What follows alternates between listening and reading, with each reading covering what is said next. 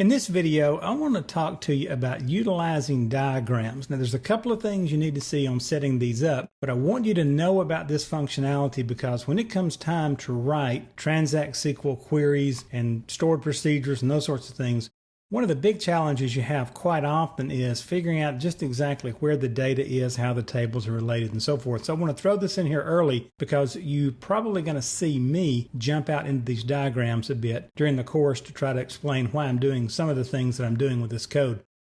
So understand that to utilize diagrams, there is a functionality over here in the database. Notice here's AdventureWorks 2012, and if I expand it, you can see right here, database diagrams. Well, if I expand that, you're going to notice that it's telling me that support objects cannot be installed. The database does not have a valid owner. And this will come up the first time you attach a database, and here's what we're going to do to fix that. We're going to right-click on our database, AdventureWorks 2012. We'll go down to Properties, left-click on that.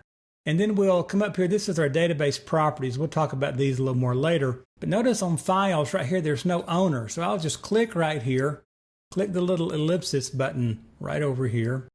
I'll browse, and I'm just going to grab my name, Server to Administrator. Say OK and OK. That gives us an owner. And now I will right click and do a new database diagram. And then notice this time it says, you don't have one or more of your support objects. Do you want to create them? And I will say yes. And once that completes, I can now diagram. Now, I won't go through that ever again unless I detach the database, make changes, or that sort of thing. So what I want to show you here is, first of all, this is all the tables in the AdventureWorks 2012 database. So I'm going to go find the person database. I'll click it, and I'll click Add, or I could just double click here on Person. But I'll click it and click Add. Notice in the background, it dropped that database onto here. And then notice this password is part of person as well. So I am going to add it. Let me do one more. Let's do phone number type, and let me go do address. Then I'll close that. Now, notice what this is going to show you is the tables that I dropped, okay? And notice between person and password, there is a relationship on that table. Now, right up here on the button bar, notice I can choose to fit, and that will put them all on the screen where I can see them. Or I can just drag. I just left-clicked and dragged across these two. And then I can say selection, and that should have put those two on there. So notice I can now select only one table and move it around, and it will keep me straight on my relationships. I can double click the relationship. Notice things show up over here.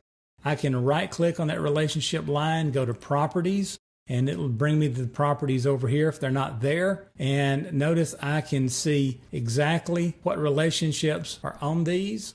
On the tables and column specifications, notice my primary key base table is person. Our primary unique key column is business entity ID. So right here it is. The foreign key base, let me go back to here, expand that again.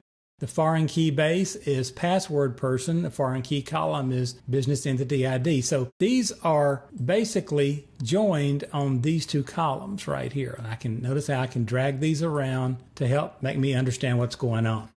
Now, this is showing me the relationship. Notice this is also showing me, and I'm going to zoom up here to 100%, and then I'll just scroll over a little bit.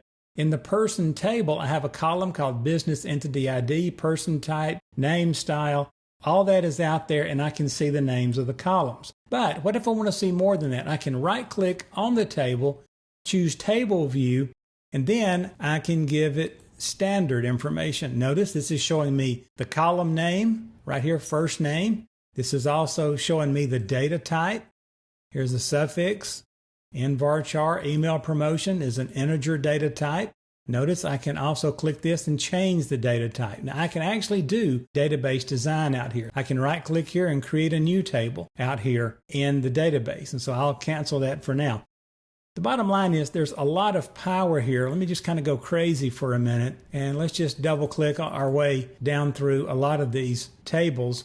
And I'll do entity person, country region, contact type, country, region, currency. And when all that's done, I'll close it. I will tell it to set that to fit. And notice how many tables I have drawn in this database that I can now start to see relationships between these, and I can really determine exactly how this database is built and how it's functioning.